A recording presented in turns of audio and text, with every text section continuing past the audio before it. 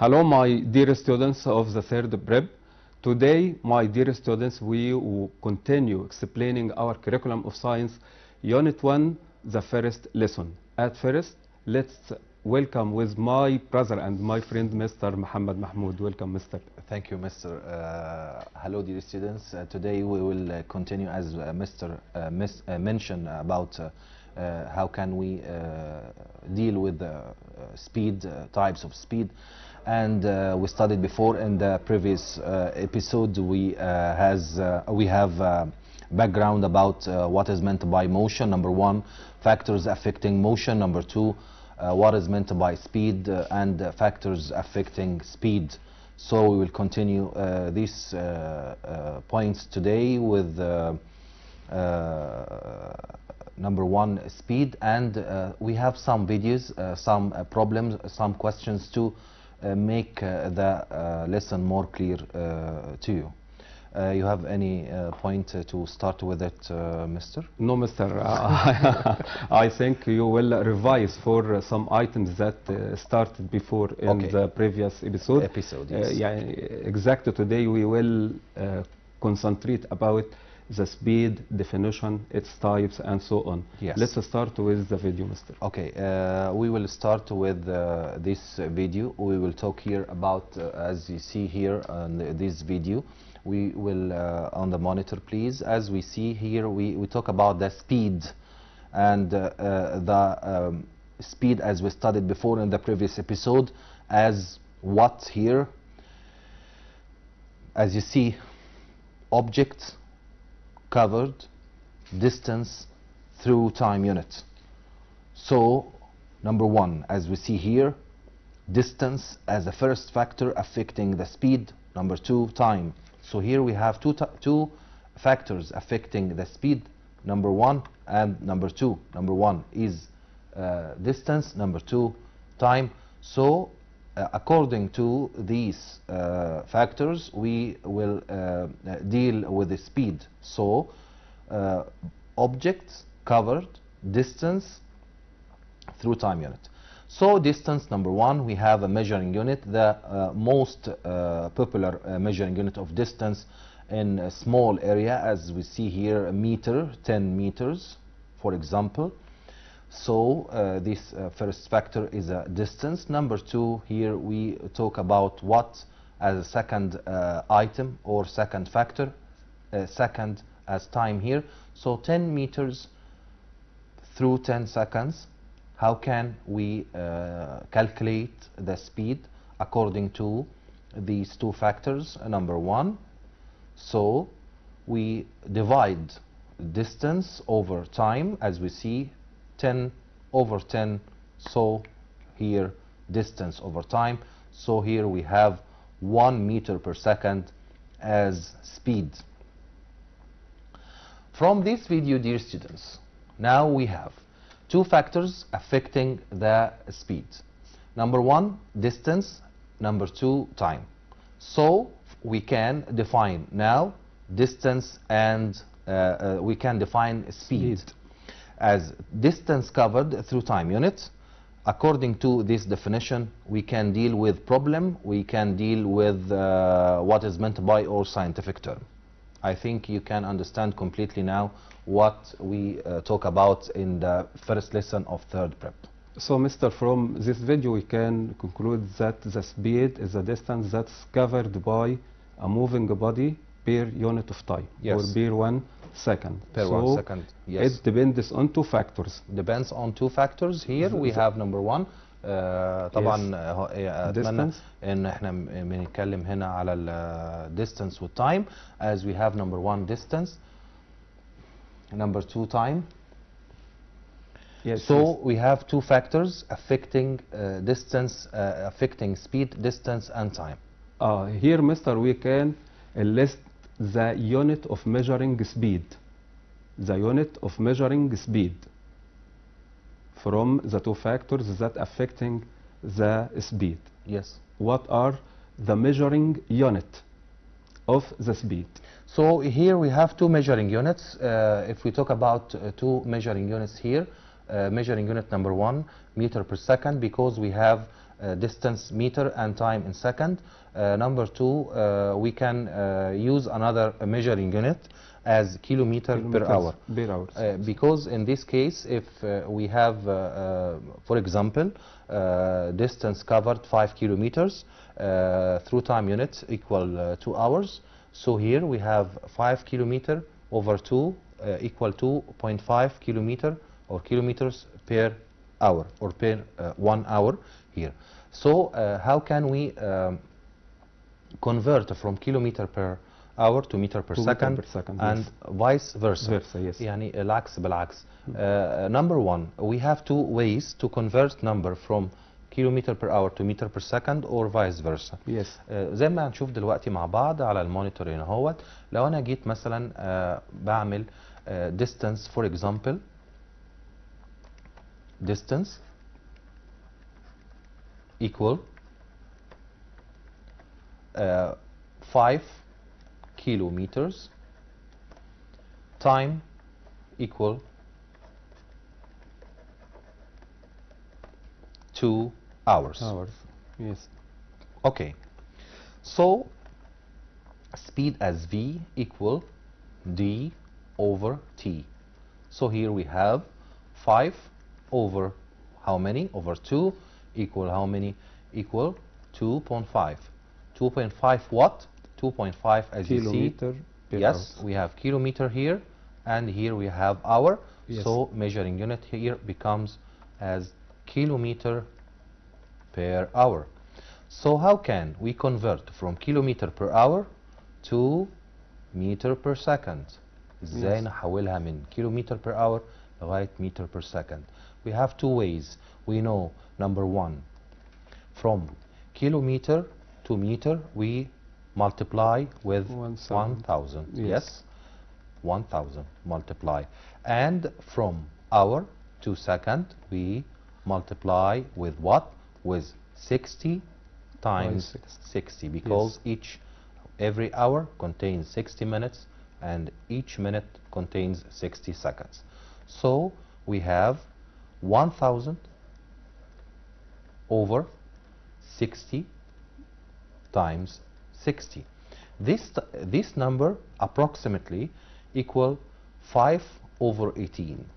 So instead of بدل ما نستخدم 1,000 over 60 times 60, we can use 5 over 18. Yes. To convert from what here? To convert from kilometers per hour. Yes, kilometer per hour to meter per second. Yes. So here number one. طب if we want to convert from meter per second into kilometer per hour, I think it's very easy. We just change times to divide.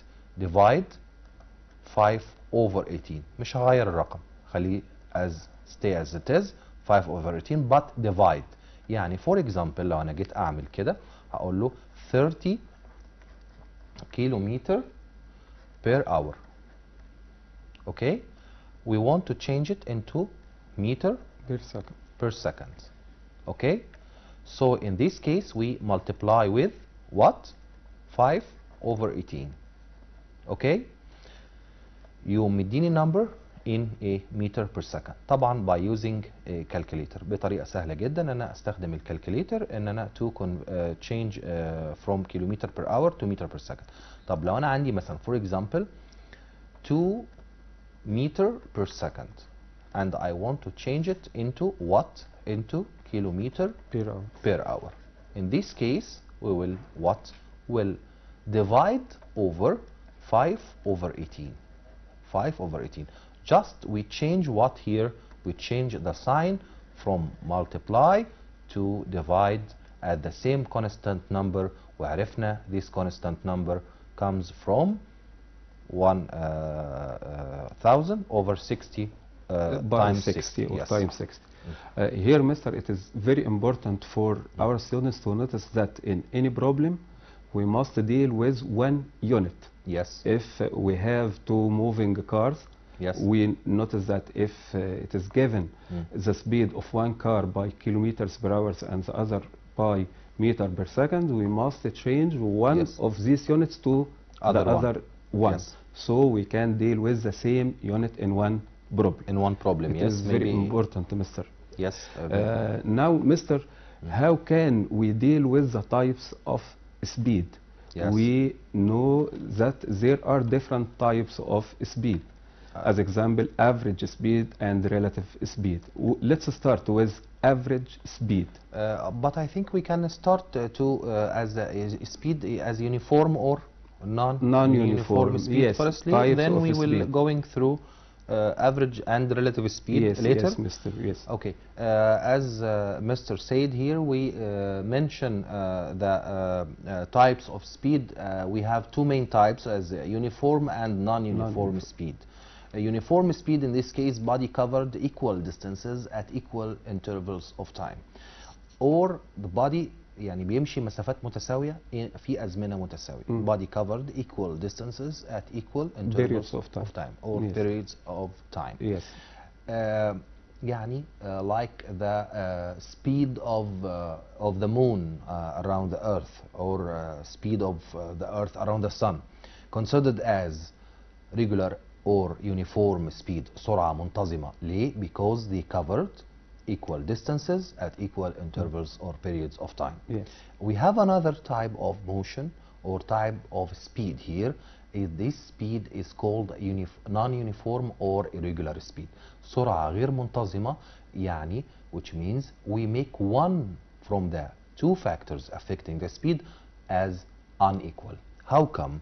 بنعملها ازاي؟ بقول له body covered number one equal distances at unequal periods of time أو أخليها body covered unequal distances at equal yes period of time. يعني we make one of them as equal and the other unequal. ما yes. ينفعش أصل في students ممكن يقول إيه طب أنا ما ينفعش إن أنا أخليها مثلا body covered unequal distances unequal and at unequal periods of time or intervals of times. طبعا ما ينفعش لأن physically we yes. should make one factor from the two factors constant and we make other factor is variable or changeable. بخلي واحد منهم ثابت وخلي الواحد متغير أو like the other factors as we mentioned before زي ما قلناها قبل كده. طيب يعني in this case لازم our students to know ان احنا we can represent these by factors graph? Yes, graphically by using a graph. Using graph. As you know, Mr. Here we talk about how many factors. We have only two factors. Yes. Number one. And speed, distance, and time. Yes, distance and time. Yes. So in this graph we should talk about distance and time. يعني respectively على الترتيب يعني we have two axes in any graph. عندنا محورين x y. Distance and time. Yes. يبقى distance لازم يبقى الvertical yes axis و time is horizontal axis. Yes. زي ما مستر قال لنا كده بالظبط. طيب يبقى two factors and we will draw the type of speed according to the two factors اللي هم عندنا اللي مفيش غيرهم في الليسن كله distance time. Distance and time. يعني لو for example احنا قلنا نمبر 1 عندنا لو عملنا جراف كده زي ما احنا هنشوفه على المونيتور دلوقتي كده distance هنا في جراف كده اهو زي ما احنا شايفينه كده. First axis we have two axes. Number 1 distance, number 2 time. If we talk about what here, we will talk about uniform or regular speed. So we have to represent this graph yes. with straight line as you see here passes through the origin point. Yes. لازم يمر بنقطة الأصل اللي هو جاي من هنا كده وطالع لغاية هنا كده. يبقى we talk about what here? We talk about regular speed. Straight line passes through what? Through the origin point, and you studied before in algebra, especially in graph, how can we recognize the origin point as the point of intersection between the two axes, our axes. طيب if we want to draw a graph represents or that represents the irregular or a non-uniform speed, yes. Here we have, as you see here, two axes. Number one is distance and number two is time. But in this case we have to draw what? We have to draw a curved line or zigzag, yes, or zigzag line passes through the origin point. In this case we talk about what? We talk about irregular or non-uniform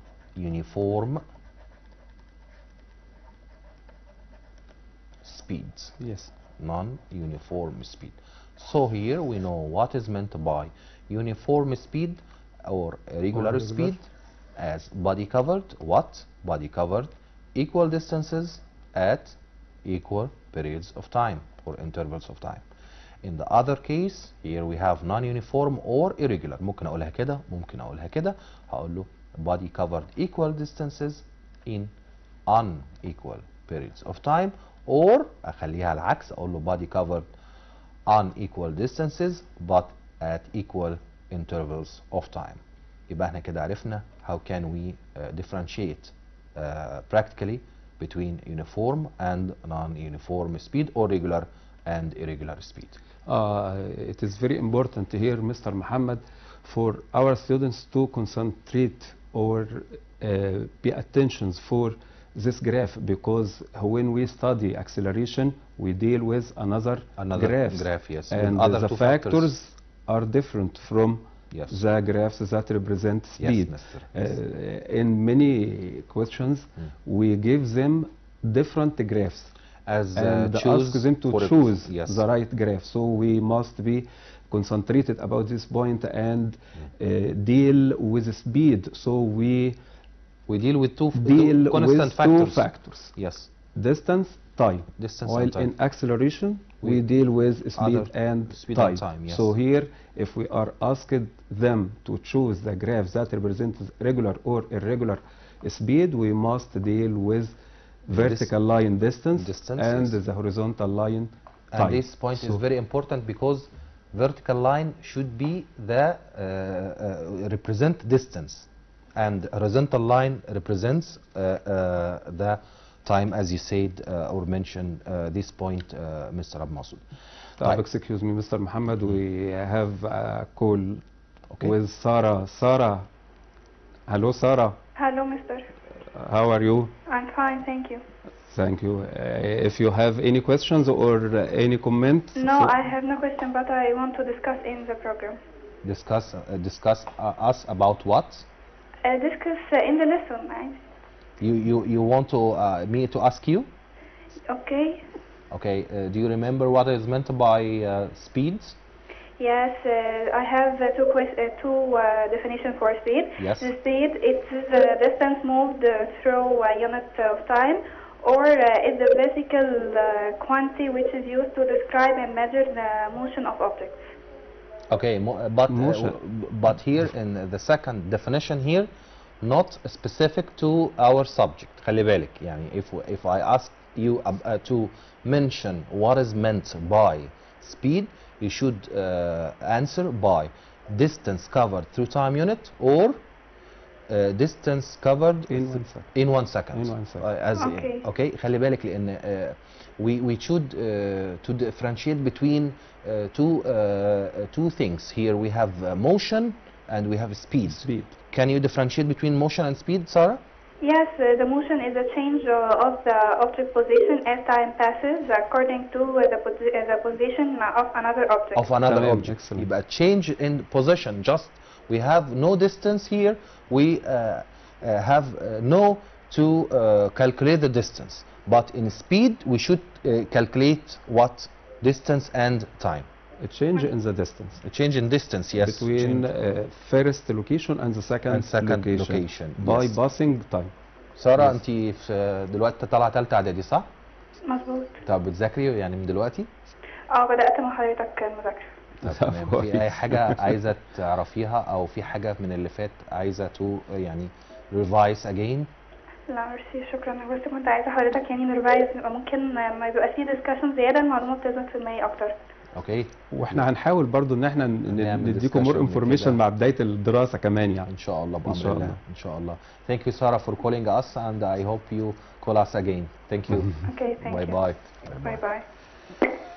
طبعا زي ما ساره قالت طبعا يعني شيء يعني بسطنا جدا وان في ستودنتس ابتدت تهتم تو تمام، يعني وده كويس كله من دلوقتي يعني في some students يعني try to concentrate or to pay attention with our programs after the beginning of yes or the start of school yes or academically but this يعني طبعا سارة thank you good job واتمنى كلنا او كل الستودنتس واحنا يمكن اتفقنا مستر ان احنا بنحاول برضو نعمل لهم دلوقتي زي عرض، لكن ان شاء الله برضو مع بدايه الدراسه طبعا في حاجات طبعا لما حد هيسال عشان تاني يكون معظم الطلبه بقوا معانا ان شاء الله. تمام صح زي ما قلت. طب we move to another point or yes. we طبعا احنا هنا يعني دلوقتي احنا we can differentiate between regular and irregular or uniform or non-uniform speed according to definition according to graph. طبعا عندنا هنا question مهم جدا يقول لي most or يعني impossible practically to move with uniform speed especially to the car, aeroplane, boats, ships and so on. Practically we can't move with uniform speed. عمليا واقعيا ما حدش يقدر يمشي مستحيل تقريبا. يعني انا لما جيت اقول example about the uniform or regular speed we talk about motion of the moon around the earth or motion of the earth around the sun. Because here we have many factors on the earth like gravity جاذبية مثلا. Yes. No gravity in the space on the يعني between مثلا earth and sun we have a gravity but we have no friction for example. مفيش احتكاك لأن no space no molecules in the space. No jam traffic مفيش مثلا زحمة مرور. فهنا لما يجي يقول لي give reason for difficult practically it's difficult practically to move with uniform speed with your car مثلا. يبقى هو كده like cheating كانوا بيغششني بيقول لي بعربيتك مثلا or bus. why؟ اقول له due to the motion of traffic بسبب حركة المرور. اكيد في ناس ماشية معايا مش وحدي. I will use sometimes the cars brake. Sometimes I will change accidents that takes place in the roads. Yes. مثلا that or jam traffic زحمة مرور or يعني زي rush hour لحظات الذروة زي ما احنا جايين دلوقتي للتلفزيون بيبقى الطريق بيبقى شوية وهكذا. يبقى لما if we talk about regular speed in some cases practically we can't يعني practically deal with regular speed. But theoretically we have two types of speed, main types can be calculated easily by using numbers and so on. Yes. But practically it is impossible. Yes. Practically or difficult. نخليها difficult أفضل يعني. Difficult يعني in near future. A near future maybe. Yes. So dear students, here we have uniform and non-uniform speed and we know now the difference between each one of them. Yes. طيب. لما طبعا عرفنا الجيف ريزن بتاعتهم يبقى الاذر type of speed عندنا uniform non uniform خلاص. we have another concept of speed. Yes. Concept here we talk about average speed. So average speed معناها بالعربي نقدر نقول اللي هو متوسط سرعتي قد ايه. وده بيبقى for sorry bodies move with non-uniform speed. الأجسام تتحرك بسرعة غير منتظمة. في اللحظة دي أنا بضطر أعمل له average speed. Like average in monthly exams or لما بنيجي نحسب درجات مثلا أعمال سنة باخد الافريج بتاعتها عشان أطلع one number only at the last point or as a result of this point. So here Mr. we can deal with average speed when the moving body move with or cutting different distances at different times. Yes, يعني So moves we with can- non-uniform speed. So we can calculate more than one speed Yes. for the body from the beginning to the end, or from the starting point to the end point. To the end point, So yes. it gives some distances and some times, and we are asked to calculate the average speed for this moving body. Yes. So here we can use another rule some with another, calculations. but depends on the two main factors. Some students can calculate the moving of a moving car at different speeds. So we can calculate the speed from A to B, from B to C, And from so C to D, and so on. And some students can calculate the total distances that Over. cutting by moving body and the Over total total times. time, and can be calculate the average speed. Yes, Mr. Let's deal with these items. Okay, as you With more as you details. mentioned this point, we have average speed here. Average speed يعني معناها body covered or total distance covered over total time Total taken. time. يعني لما Yes. بنشوفها كده على المونيتور as a Yes. definition يعني for example يقول لي average speed، اقول له average speed معناها ايه؟ total distance covered over or divide Mm. by the total Total time time taken. يبقى taken to cover this distance. to cover this Yes. distance, yes, mister. So here we have total distance and total time. Yes. So we have another mathematical rule. This mathematical rule depends on the same two factors. نفس two factors اللي احنا بنتكلم عليهم. Total distance over total time. يبقى أنا كده بتكلم على مين؟ We talk about the average speed, and average speed has a symbol, or each symbol is V dash. Yes. V dash which means average speed يعني السرعة المتوسطة زي ما بنقولها. Yes. وبكده we know now the average speed as definition, average speed as mathematical law, so we can deal with average speed. Type. How can we deal with average speed as a problem? Yes.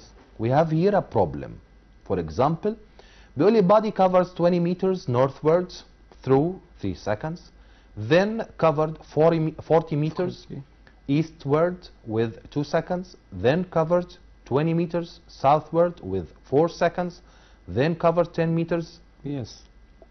westward with 5 seconds. Calculate its average Average speed. speed. هنا لازم نخلي بالنا من حاجة. We should remember direction is very important. Why? We will know later, but now we have 20 meters northward, okay, in 3 seconds. Then covered 40 meters eastward in with 2 seconds. Then covered 20 meters southward 4 seconds. in 4 seconds. Then covered 10 meters westward within 5 seconds. So how can we calculate here in this problem؟ يبقى لازم ارسم. واحد يقول لي ليه ترسم؟ اقول له مش like not يعني as a draft كده، يعني زي ما بيعملوه كده، زي ما بيسموه هامش ليا وانا بشتغل، ان انا اقوم عامل كده northward eastward southward and westward. Return back. Return back again to the same or the origin point. يبقى هنا هقول له 20 meter northward 3 seconds. يبقى هم عامل كده 20 meters in a northward in 3. in 3 seconds. I think in 3. 3 seconds. Okay. Then go what? Eastward. How many? 40 meters in 2 seconds. 2 seconds. Yes.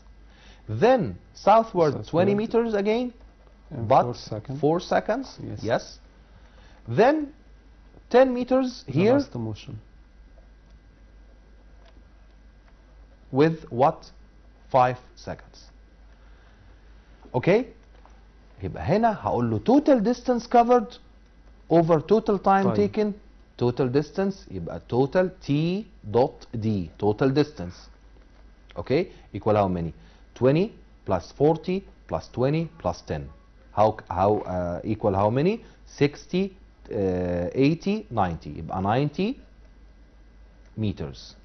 total time taken t okay equal how many 3 2 5 9 and 14 here 14 seconds. Yes. So we can calculate average speed v dash as total distance over total time here equal how many equal 90 over 14. Then we have 90 what? We have 90 meters. We have 14 seconds. So the measuring unit here is meter per what? Per second.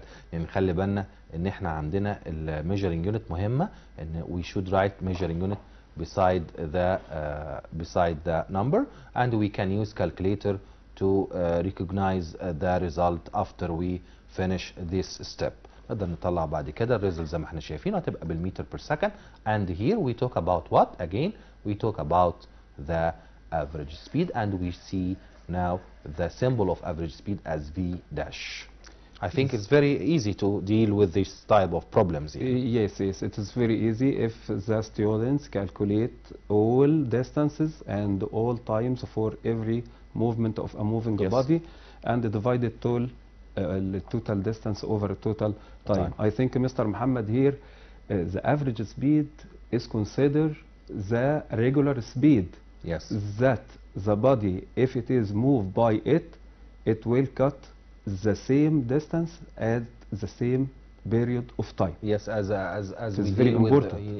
with uniform speed, as you say, Mister. Here we have body covered equal distances at equal periods of time. So we know this type of speed, and how can we deal with another type as non-uniform or irregular? Practically is difficult. So we have another rule to deal with it. If the body moves with uniform speed in this crowded place, it will cover distance whatever how many distance over total time equal the total time in this case, and we can calculate the speed in whatever the measured unit, kilometer per hour or meter per second. The unit doesn't change. So here it is very important because students asked about this point. The average speed is considered the regular speed. If the body move by it, it will cut this distance at this period of time. So here it is very important. But the students deal with different movement and calculate the total distance and the total time. هو طبعا اكيد هم لما بالنسبه لهم يعني يا ريت يكونوا فاهمين احنا الافريج بنعلق لهم ايه. كانه يعني الافريج سبيد هنا كانها السرعه المنتظمه اللي لو الجسم مشي بيها هيقطع المسافه دي كلها. يعني ال 90 متر اللي حضرتك قلت عليهم دول أو كانوا 90 90 متر. يس 90 فعلا 90 في ذا سيم تايم، في نفس التايم ده. يعني لو اتحرك الجسم بالسرعه المنتظمه اللي هي دي، الناتج ده هيقطع نفس المسافه في نفس الزمن. لان احنا هنا جبنا الافريج. تمام صح مظبوط. طيب we have another video. This video to represents the average speed. How can we deal with average speed practically? نبص على الفيديو ده. طبعا as we see here we have a speedometer, and we studied before in the previous episode. We know the function of speedometer to recognize or to measure the speed of the car practically. Okay, so here we have total average speed as total distance covered and over total time taken to cover this distance. Body covered or start from 0 kilometer at 8 o'clock here مثلا for example, and move then covered how many 30 kilometers, then after يعني and then 100. So we will calculate the summation of all distance covered over total time taken. نبتدي نحسبهم 100 kilometer over total time 3 hours هيطلع total distance over total time as equal 60 kilometers per hour. As we calculate the average speed at مثلا supermarket, Yes. when you buy something to your home, here we move with a non-uniform speed. So maybe 30 meter distance in 30 seconds. So we calculate speed 30 over 30 as 1 meter per second to the right. يعني تمام. وبعد كده في other point طبعا احنا مش عايزين نتكلم عليها دلوقتي اللي هي الفيلوسيتي، لان في big difference in other we will talk about Between it velocity later. and the speed, yes. Yes, in this case, and I think that's enough in this video to talk about the average speed as we see in this video. Body covered or total distance covered over total time taken to cover this distance as you see in this video زي ما شفنا كده في الفيديو بتاعنا. تمام. وبنقول برضو انها can be calculated for the body or the moving body that move with different speeds. Yes, different speeds because cut covered every distance at different with period a of different time. Yes, Yes. different time. I think it is very important to deal with average speed. Let's Yes. move to another point, Mr. Muhammad. Okay. Let's move to relative speed. Yes, relative Yes. speed. Relative speed هي سرعة زي ما بيسموها بالعربي سرعة نسبية. تمام. يعني speed of an object relative to another object. يعني سرعتي بالنسبة أو سرعة جسم أو speed of an object relative to another object. سرعة جسم بالنسبة لجسم تاني. طيب. For example, if I try مثلا to reach this point behind the camera, أنا عاوز أوصل للنقطة فأنا بتحرك in this case and Mr. المقصود didn't move. صح؟ I can observe you. Yes, you can observe me, yes, in this case. But in this case, I will calculate my speed relative to the speed of Mr. So we have two objects with two different speeds. Maybe the two objects move in the same straight line. ممكن الاثنين بيتحركوا in the same direction نفس الاتجاه. Maybe they move in the opposite direction. بيتحركوا في اتجاهات عكسية أو عكس بعض. Maybe one of them in motion, maybe one of and the other object at rest. Yes. يعني ما بيتحركش. يعني. Yes. So we talk about relative speed as speed of an object relative to another object. عشان كده when we stand on the roads لو أنا واقف على الطريق وفي other car move, it appears move with maybe more than its real or normal speed. بتبان لي كأنها بتمشي أسرع من سرعتها العادية. Maybe if you sit in your car with your father or your mother قاعدين في عربيتنا and move and other car move in the same direction بيتحرك في نفس الاتجاه. If you look at the other object or the other your friend مثلا in other car or the next car and the two cars move in the same direction with the same speed, the other car appears at rest كأنها واقفة. بدليل انا ممكن اديله حاجه، طبعا هو مش right way to do it ان انا ممكن اديله حاجه من الشباك العربيه. ليه؟ لان هو in this case بلاش دي خالص. if you sit in train لو انا قاعد في قطر لو انا قاعد في القطر ده هل انا بتحرك؟ انا قاعد جواه كده in the train or aeroplane or car. واحد يقول لي لا انت بتتحركش. ما انت قاعد، انت ما بتعملش any physical exercise، ما بتعملش any physical effort، ما بتعملش اي مجهود بدني. بس لا انا بتحرك. يبقى هنا بتكلم على speed of an object relative to another object.